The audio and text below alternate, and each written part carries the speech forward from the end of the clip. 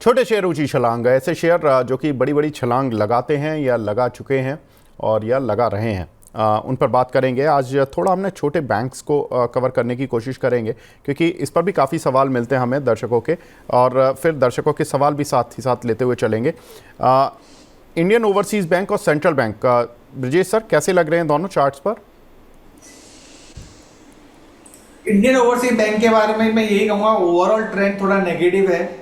Stock को 64 रुपए के नीचे ब्रेक नहीं होना चाहिए था, बट स्टिल वो ब्रेक हुआ। बट मेरा मानना ये कि 57 के लेवल का अगर ये ब्रेक नहीं करता है तो आप इसमें एक दोबारा पुल बैक रैली देख सकते हैं। तो 57 का एक स्टॉप लॉस जरूर लगा के चलिए for the pull back rally of 64। दूसरा स्टॉक्स कौन सा आपने कहा था? Central bank sir.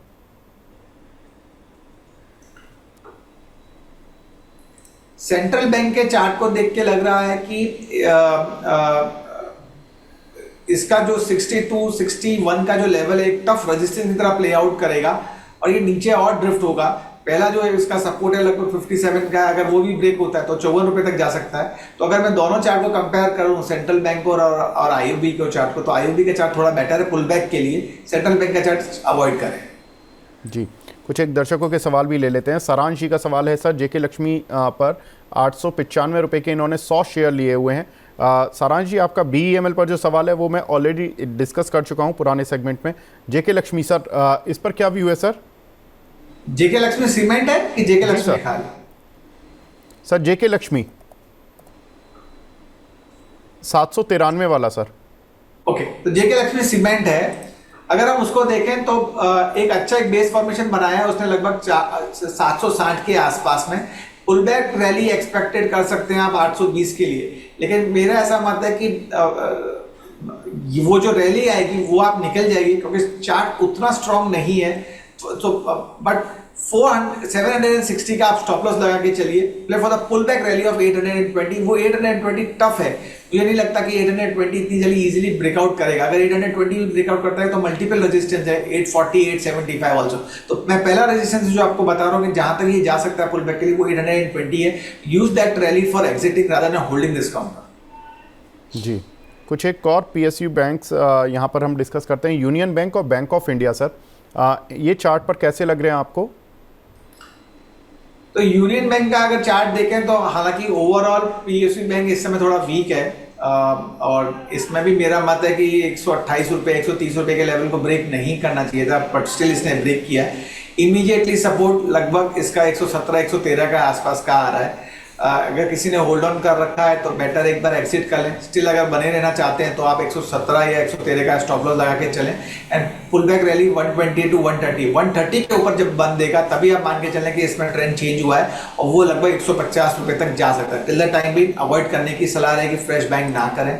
Bank of India के बारे में मैं कहूँगा इसका भी सेम चार्ट है, जैसे कि मैंने पहले एक सेंटेंस में कहा कि PSU बैंकिंग के चार्ट थोड़े वीक है। इसका भी इमीडिएट रेजिस्टेंस जो है वो लगभग 121 से लेकर 124 रुपये का मल्टीपल टाइम फ्रेम के हिसाब से रेजिस्टेंस है। तो आप ये मान के चले कि 121 से 124 का दायरा एक रेजिस्टेंस तरह प्ले आउट करेगा और जो सपोर्ट है वो लगभग 114 रुपये का। तो दायरे में नैरो रेंज में ही ये ट्रेड कर रहा है। मेरा ऐसा मत है कि एक बार आप एग्जिट कर लें विकल्प बतौर, जैसे कि डिफेंस स्टॉक्स में बात की थी, इस समय फ्लेवर वही चल रहा है तो उसमें आप विकल्प बतौर आप निवेश कर सकते हैं। बिल्कुल। साथ ही सर पंजाब नेशनल बैंक, ये काउंटर भी चल नहीं रहा, एक रेंज में फंसा। रिजल्ट सबसे अच्छे आए थे इसके PSU बैंक्स में, क्या करना है इस काउंटर पर? तो 120 के आसपास का टफ रेजिस्टेंस है और नीचे सपोर्ट की बात करूं तो 110, 111 रुपए के आसपास का उसका एक सपोर्ट है, बट स्टिल ट्रेंड वीक है। अगर 110 या 111 को ब्रेक करता है तो आप देखेंगे ये दोबारा रीटेस्ट करेगा 100, 102 रुपए के लेवल को। तो अगर बाइंग कर रखी है तो एक बार आप निकल जाइए। और जैसे कि मैंने पहले भी कहा कि मानसून सीजन में फर्टिलाइजर स्टॉक्स, अभी इस समय डिफेंस में बाइंग देखने को मिली है तो आप उसमें निवेश कर सकते हैं जहां पर आप क्विक मनी बना सकते हैं। जी, अनिष्का नायर जी का सवाल था कि ऑटो शेयर में कोई फेस्टिव सीज़न के लिए या गोल्ड में कोई फेस्टिव सीज़न के लिए अच्छा स्टॉक है क्या सर आपकी रडार पर? तो ऑटो स्टॉक्स की अगर हम बात करते हैं तो मैं उसको डिवाइड करूंगा 2 व्हीलर और 4 व्हीलर में। तो 4 व्हीलर में तो हमने ऑलरेडी डिस्कस कर लिया महिंद्रा और टाटा मोटर्स को, बट 4 व्हीलर में अगर हम डिवाइड करें बजाज ऑटो, टीवीएस मोटर को, हीरो मोटर कॉर्प और आइसर मोटर को। तो इसमें मेरे को बजाज ऑटो और टीवीएस मोटर का चार्ज ज़्यादा अच्छा लग रहा है, तो उसमें बजाज ऑटो पे आप चाहें तो आप निवेश कर सकते हैं। नो डाउट रैली आपने देखी है, लगभग 9,400 से लेके 50 वीक हाई भी बनाया है उसने 11,154 का, बट स्टिल वो रैली मेरे को नहीं लगता कि थमेगी और दोबारा आपको बाइंग देखने को मिलेगी। लेकिन ये लेवल पे बाइंग ना करें, इस समय 10,900 के आसपास में चल रहा है। मेरा ऐसा मत है कि 10,600 के आसपास में अगर आपको मिलता है तभी आप बाइंग करें। 10,300 का स्टॉप लॉस लेके चलें, और पहला जो टारगेट रहेगा वो लगभग 11,300 का रहेगा, और जो दूसरा टारगेट रहेगा वो 11,700 का रहेगा। टाइम फ्रेम थोड़ा बड़ा रख के चलें, लगभग 4 से 6 महीने के लिहाज। शशि यादव जी का सवाल है, मद्रास फर्टिलाइजर पर सर 2000 शेयर हैं 120 के, क्या करना है? तो मद्रास फर्टिलाइजर के बारे में मैं यही कहूँगा कि इस समय अगर ये स्टॉक 102 रुपये को ब्रेक नहीं करता है तब तक बने रहने की सलाह रहेगी। नो डाउट 110 से लेके 114 का जो दायरा है वो रेजिस्टेंस की तरह है, लेकिन जैसे आप देखेंगे 114 का ये लेवल ब्रेक हो तो आप देखेंगे तो stock can go and shoot up to the level of 130 level also. तो आप ये मान के चलें कि बने रहने की सलाह रहेगी, 102 का स्ट्रिक्ट स्टॉप लॉस लेके चलें। जी हमारे दर्शक हैं चौधरी जी, उनका सवाल है सुजलॉन पर सर क्या करना है? तो चार्ट बतौर मैं यही कहूँगा सुजलॉन का, अगर किसी ने फ्रेश बाइंग कर रखी है या करनी है उस लिहाज से इसमें जो सपोर्ट है वो एक इनके पास सर 80 रुपए के पड़े हुए हैं। ओके, तो आप ये मान के चलें कि एक 67 रुपीज़ का एक स्टॉप लॉस लेके चलें, और जो लेवल पे आपने बाइंग की है वही लेवल आपका रेजिस्टेंस लेवल है। तो अगर ये 67 के लेवल को ब्रेक नहीं करता तो बने रहने की सलाह रहेगी। 80 का लेवल अगर आप देखेंगे ब्रेक होता हुआ तो स्टॉक में पोटेंशियल है, दोबारा रिटेस्ट करेगा। आपका जो 50 वीक हाई है उसको ब्रेक होता हुआ देखेंगे 84 रुपीज़ का, और ये दोबारा रिटेस्ट कर सकता है 92 और 94 के लेवल को। तो आप ये मान के चले 67 का स्ट्रिक्ट स्टॉप लॉस लेके बने रहने की सलाह रहेगी। जी रहमत जी का सवाल है, मद्रास फर्टिलाइजर पर क्या करना है सर? 120 में लिया हुआ है इन्होंने। आई थिंक मद्रास फर्टिलाइजर के बारे में मैंने ऑलरेडी कहा है कि 102 रुपये का स्ट्रिक्ट स्टॉप लॉस और 114 रुपये का रेजिस्टेंस है। अगर आप वो देखेंगे 114 का ब्रेक होता हुआ तो stock can go up to the level of 130। जी डीबी कॉप सर, इस पर सवाल है 270 के लिए हुए हैं, हमारे एक दर्शक पूछ रहे हैं क्या करना है? तो डीबी कॉप का अगर आप चार्ट देखेंगे तो lower top lower bottom formation में ट्रेड हो रहा है। 350 के लेवल को ब्रेक नहीं करना चाहिए था, जो कि इसने बेस्ड फॉर्मेशन बनाया था, बट स्टिल इसने ब्रेक किया। अब नीचे लगभग 310 के आसपास में एक बेस्ड फॉर्मेशन बनाने की कोशिश कर रहा है। तो मेरा ऐसा मत है 300 के आसपास का एक स्टॉप लॉस लेके आप बने रह सकते हैं, थोड़ा निचले स्तर में एक्यूमुलेट करें। और स्टॉक अगर आप देखेंगे 340 के ऊपर अगर बंद देता है then it can shoot up to the level of 380, पर टाइम लगेगा। टाइम को थोड़ा सा ध्यान में रख के ही ट्रेड करें। मेरा ऐसा मत है कि 4 से 6 महीने का है तभी आप इसमें निवेश रखें, अदरवाइज अवॉइड करें। जी हमारे एक दर्शक हैं सर, हमने 4 व्हीलर्स की बात की, टाटा मोटर्स कर लिया, महिंद्रा एंड महिंद्रा कर लिया, हम एक बड़ा नाम भूल गए, मारुति। इन्होंने याद दिला दिया, 12,500 की इन्होंने कॉल ली हुई है 240 रुपये पर। इनके पास 900 की क्वांटिटी है, होल्ड करें या अभी क्या करें, बता दीजिए सर इनको। मारुति ने 12,500 की कॉल सर, 240 रुपये में इस मंथ की। ओके, तो नंबर 1 ये है कि इस समय आउट ऑफ द मनी की कॉल इन्हें बाई करी है 185 रुपये के आसपास में वो कॉल ट्रेड हो रही है जी। और मेरा ऐसा मानना रहेगा कि अगर ये 160 के लेवल को ब्रेक नहीं करती है तब तक तो आप बने रहिए। स्टॉक को चाहिए कि आप 190 या 195 के ऊपर ये बंद दे, दैट इज 1 पॉइंट। अगर ये 190 195 को भी बंद देगी तो आपका जो बाइंग लेवल है वो दोबारा रीटेस्ट हो जाएगा। अदरवाइज चांसेस कम है, out of the money call में कभी भी ट्रेड नहीं करना चाहिए। बेटर है कि आप एट द मनी की कॉल में ही ट्रेड करते। स्टिल अगर आपने ट्रेड किया तो 160 का एक स्टॉप लॉस जरूर बना के चलें, पर थोड़ा सा डिफिकल्ट है मेरे हिसाब से कि ये 220 के लेवल को अचीव हो या 190 या 195 के लेवल पे बंद हो। बिल्कुल, वैसे भी आज सर चूँकि मार्केट गिरा हुआ है, 1% ये शेयर गिरा हुआ है, तो मारुति का 1% गिरना मतलब 100-150 रुपये तो ऐसे ही ख़त्म हो जाते। तो वो जो एट द मनी वाली कॉल होती है वो आउट ऑफ द मनी हो जाती है एक ही दिन में। तो ये थोड़ा सा प्रॉब्लम है। सर हम बात कर रहे थे कुछ PSU बैंक्स की और छोटे बैंक्स की भी। महाराष्ट्र बैंक सर, इस पर आपका व्यू?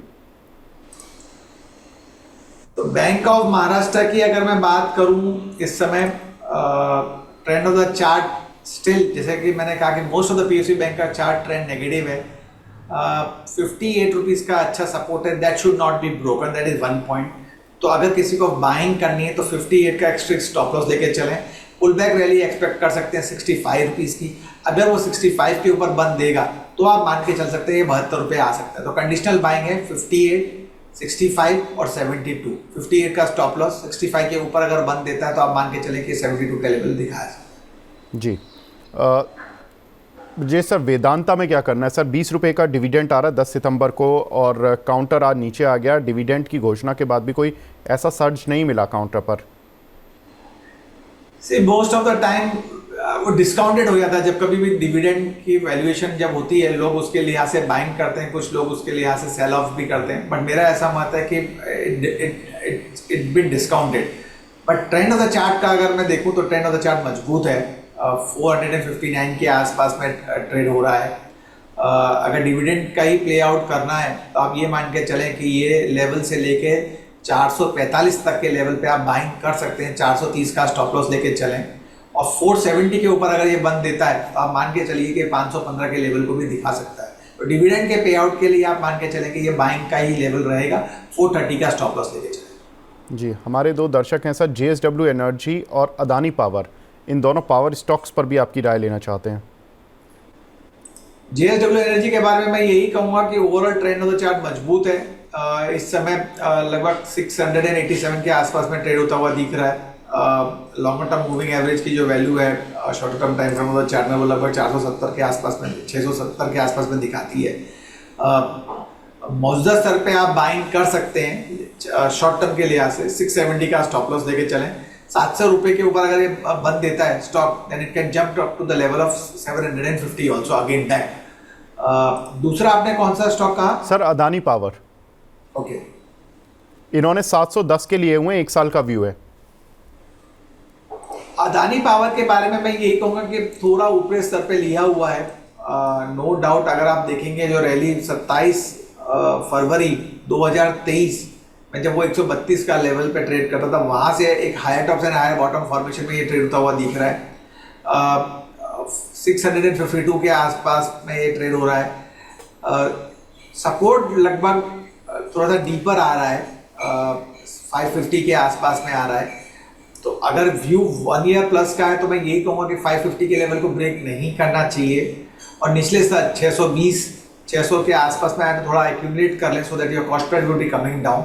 और स्टॉक जब आप देखेंगे एक बार 700 के ऊपर ट्रेड होता हुआ देखेंगे तो एक बार दोबारा ये इसमें पोटेंशियल है 810 820 के लेवल को दिखाने का। तो बने रहने की सलाह रहेगी। 550 का स्टॉप लॉस बना के चलें। 600 से 620 के आसपास में थोड़ा एक्यूमुलेट करें, so that your cost price will be coming down. जी सर, लास्ट 2 क्वेश्चंस ले रहा हूँ सर। 2 वो काउंटर डिस्कस नहीं कर रहा हूँ। मुझे पता है कि आज आपका बहुत लंबा समय ले लिया ब्रिजेश सर। ग्लेनमार्क का विनीता जैन जी का सवाल है, 1447 रुपये पर लिए हुए हैं, उसके बारे में बता दीजिए। सब मिड टर्म व्यू चाहती हैं। तो ग्लेनमार्क फार्मा बने रहने की सलाह रहेगी। जब कभी भी ऐसी गिरावट देखने को मिलती है, आप देखेंगे डिफेंसिव प्लेबैक फार्मास्यूटिकल और आईटी में बाइंग आती है। नो डाउट आज के सत्र में आईटी में बाइंग नहीं है because of the Nasdaq US market की वजह से। बट फार्मास्यूटिकल में ग्लेनमार्क फार्मा की बात करूँगा तो 1570 का अच्छा सपोर्ट है, उसके लिहाज से बने रहने की सलाह रहेगी। ऊपर में अगर मैं रेजिस्टेंस की अगर मैं बात करूं तो स्टॉक में पोटेंशियल है लगभग 1860 1870 जाने का। तो मिड टर्म के लिहाज से आप 1870 का लेवल मान सकते हैं। मौजूदा रुपये भी अगर किसी को बाइंग करें तो बाइंग कर सकते हैं। 1570 का स्टॉप लॉस लेके चलिए। Last question of the day sir, Gaurav ji का सवाल है सोनीपत से। टेक्स मैको रेल पर पूछ रहे हैं, 262 रुपये के इन्होंने शेयर लिए हुए हैं, 400 शेयर, क्या करना है? 1 साल का व्यू। ओके, तो टेक्स मैको रेल की अगर मैं बात करता हूँ तो थोड़ा लेट हो गए बाइंग करने के लिहाज से। स्टॉक ने जो रैली पकड़ी थी वो लगभग 13 मार्च से पकड़ी थी। उसका वहीं से अगर आप देखेंगे ट्रेंड पॉजिटिव हुआ था। उस टाइम उसका जो लो था 142 का था, height of higher bottom formation में ट्रेड होता हुआ दिख रहा था। 296 का जो इसका 50 वीक हाई है उसने वो लगाया, वहाँ से इसमें जो प्रॉफिट बुकिंग आई है वो निचला स्तर जो दिख रहा है वो लगभग 210 के आसपास का सपोर्ट है। तो मेरा ऐसा मत है कि शॉर्ट टू मीडियम टर्म के लिए यहाँ से 210 का एक स्टॉप लॉस जरूर बना के चलें। बने रहने की सलाह रहेगी। और स्टॉक अगर 255 के ऊपर बंद देता है तो उसमें दोबारा पोटेंशियल है जाने का 290 तक का। अगर 290 के ऊपर बंद देता है तो कंडीशन अप्लाइड है कि वो 340 350 के भी लेवल को दिखा सकता है। बट अभी हाल फिलहाल में 210 का एक स्टॉप लॉस, 255 के ऊपर अगर बंद देता है तो 290 का लेवल आपको दिखा सकता है। बिल्कुल। तो ये रही बात हमारे छोटे शेयरों की, जहाँ पर कि हमने बात की कि काफ़ी सारे PSU बैंक्स जिनमें कि क्या आपको व्यू रखना चाहिए, और साथ ही कुछ एक पावर शेयर, और साथ ही कुछ दर्शकों के सवाल जिन पर कि हमने राय आपको दिलवाई है ब्रिजेश सर से। आई नो कि ब्रिजेश सर आज जिस उत्साह और बैटरी के साथ आए थे, काफ़ी बैटरी आज लो हो गई है सर की ब्रिजेश सर, लेकिन thank you very much sir, बहुत बहुत शुक्रिया हमसे जुड़ने के लिए और अपना प्रीशियस टाइम देने के लिए। Thank you.